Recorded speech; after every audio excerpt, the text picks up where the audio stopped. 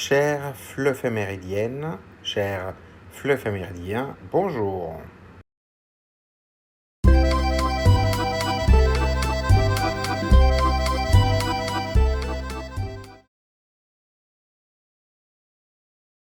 La journée des droits de l'homme, célébrée à la date anniversaire de l'adoption de la Déclaration universelle de 1948, rappelle l'importance de la dignité, de la liberté, de l'égalité et du respect pour toutes les personnes.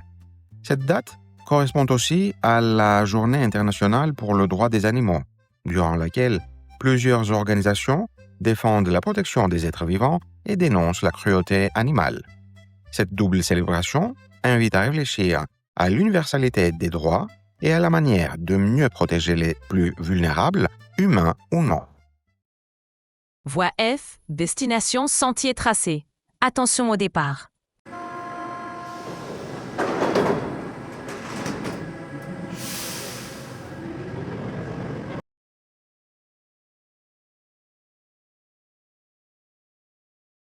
Première question. Toutes les personnes sur Terre ont-elles vraiment les mêmes droits? Les animaux en ont-ils aussi?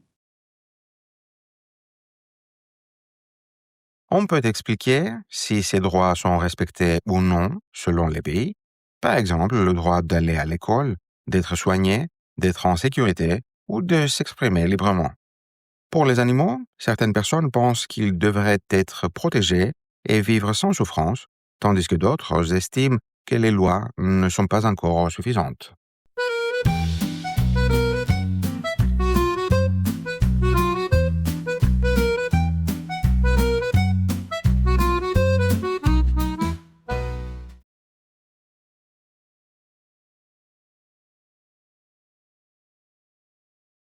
Deuxième question. Quel droit est le plus important pour vous? Avoir une opinion, parler librement, être libre, aller à l'école, travailler, voter ou être soigné? La réponse peut évoquer quelque chose d'essentiel, comme la liberté, la santé ou l'accès à l'éducation, et expliquer, en quelques mots, pourquoi cela est indispensable dans la vie quotidienne. Il est possible de montrer que ces droits permettent de vivre en sécurité, de faire des choix, de progresser ou de construire un avenir meilleur. Chacune de ces valeurs joue un rôle important pour garantir la dignité et l'égalité entre les personnes.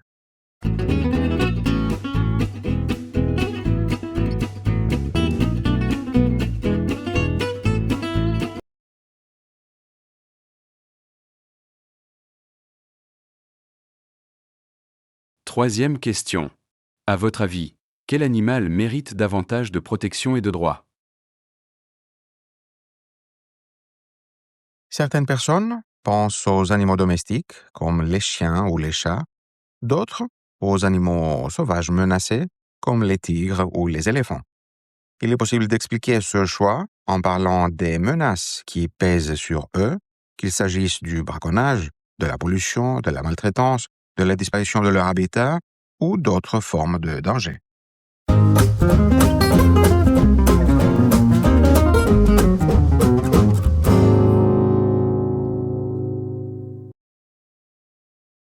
Voie L, destination terrain conquis. Attention au départ.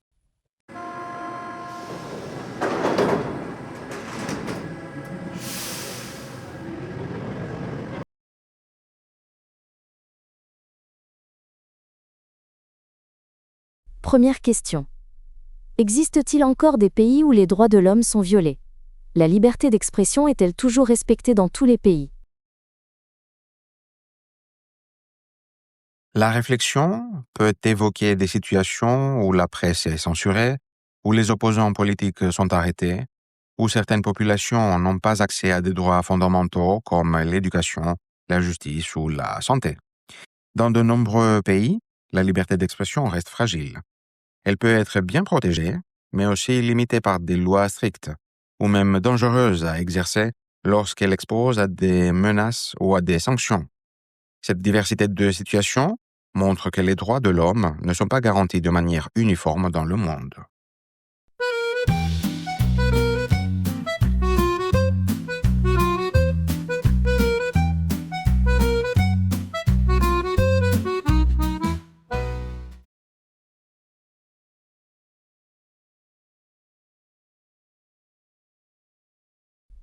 Deuxième question.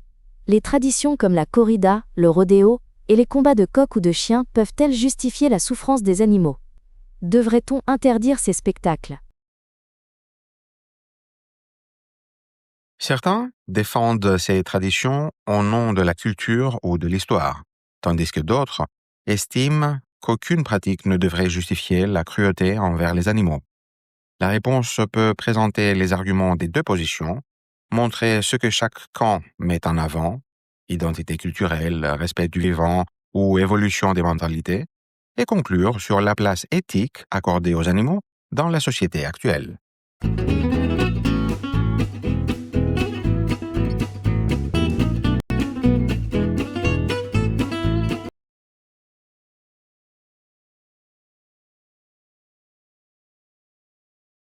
Troisième question. Que pensez-vous de l'expérimentation animale dans la recherche médicale et cosmétique? Quelles alternatives éthiques seraient envisageables? Pour certains, les tests sur animaux restent nécessaires pour sauver des vies humaines, notamment dans la recherche médicale. D'autres jugent ces pratiques injustifiables, surtout pour les cosmétiques. Néanmoins, il existe des alternatives, comme les cultures cellulaires, qui permettent d'étudier des cellules humaines en laboratoire, les modélisations informatiques, qui simulent le fonctionnement d'un organisme, les organoïdes, qui sont de petits modèles d'organes créés à partir de cellules humaines, ou d'autres méthodes sans animaux.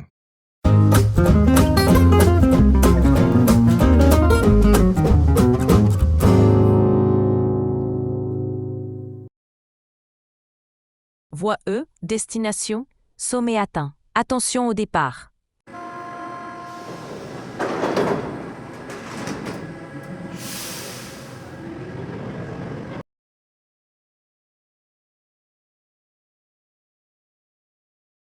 Première question.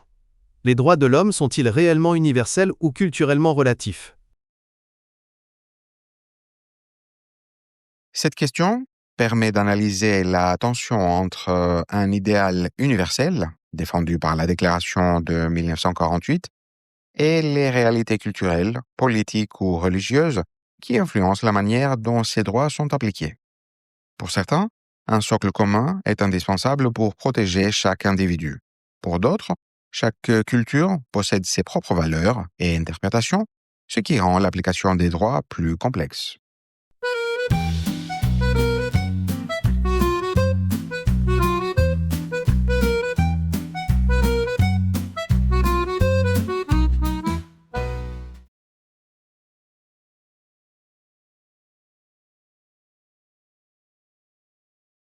Deuxième question. Les droits humains ont évolué avec le temps. Ceux des animaux suivent-ils une trajectoire comparable?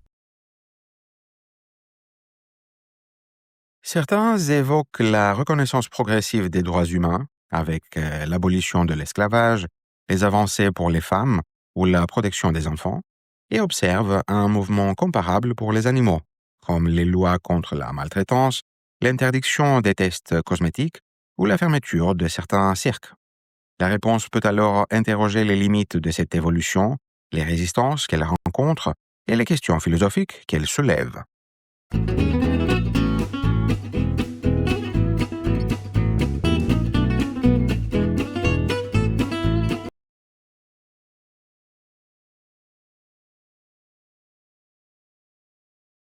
Troisième question. Selon vous, qu'est-ce qui justifie qu'un être vivant ait des droits? Le fait qu'il puisse penser, ressentir des émotions ou souffrir?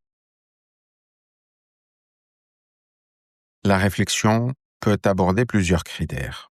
La conscience, l'intelligence, la sensibilité, la capacité à éprouver la douleur ou même la vulnérabilité. Selon la manière dont on définit la dignité, les réponses changent profondément. Cette question ouvre un débat moral sur la place de l'humain et des autres espèces dans le monde.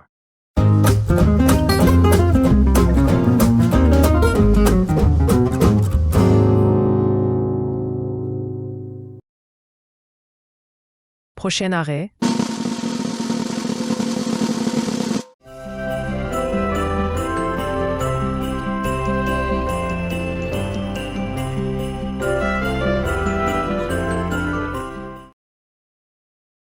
Merci d'avoir regardé cette vidéo. Si elle vous a plu, mettez un pouce bleu et abonnez-vous pour ne rien manquer. N'hésitez pas à la partager si vous la trouvez utile et à laisser un commentaire pour donner votre avis.